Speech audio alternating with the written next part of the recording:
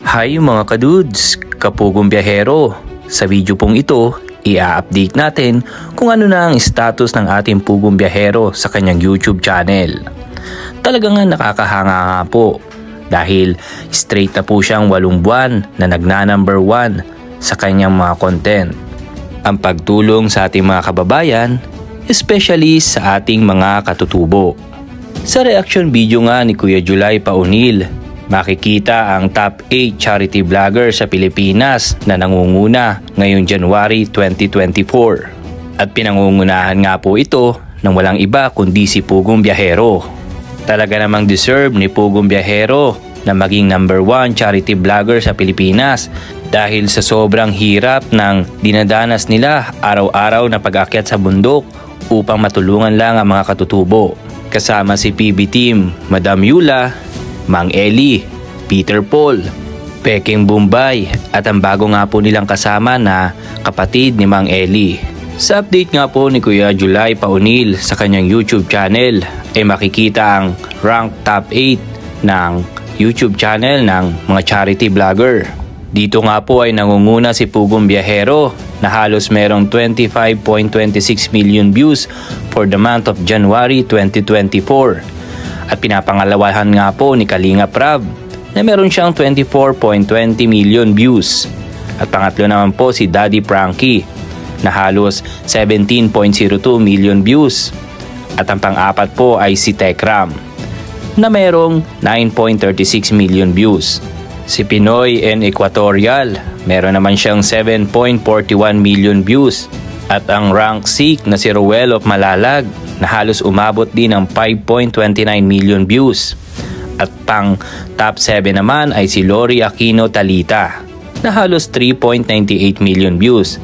At ang pang 8, walang iba kundi si King Lux na halos umabot din ng 3.96 million views. Sa reaksyon nga ni Kuya July sa kanyang YouTube channel ay inarank din niya ang 8 sa kanilang mga total views. At nangunguna pa nga rin ang ating Pugong Biyahero na halos mayroong total views na 894.35 million. At ang pumapangalawa naman ay walang iba kundi si Kalinga Prab na halos mayroong total views na 836.61 million. Ang pangatlo ay si Tekram na halos mayroong 797.11 million views. At ang pang-apat ay si Pinoy and Equatorial na halos meron 205.51 total million views. At pang-5 naman ay si Lori Aquino Talita na halos merong 113.32 million views. Ang pang-6 naman ay si King Lux na halos merong 110.80 million views. At ang pang-7, walang iba kundi si Ruel of Malalag na halos umabot din ng 85.25 million total views. At ang pang-8, si Daddy Frankie na halos 79.78 million total views. Isinama nga niya din dito sa rank 8 ang total subscribers nila. At nangunguna pa rin, walang iba kundi si Pugong Biyahero na halos meron ng 3.23 million subscribers. Ang pangalawa ay si Kalinga Prab na halos meron ng 2.66 million subscribers. Ang pangatlo, si Tekram na meron ng 2.53 million subscribers. Ang pang-apat, si King Lux na meron ng 1.83 million subscribers. At ang pang-5, si Daddy Frankie na halos meron ng 533,000 na subscribers.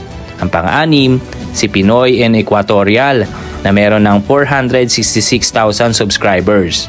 Ang pang-7, si Lori Aquino Talita na halos umabot na din sa halos 437,000 subscribers.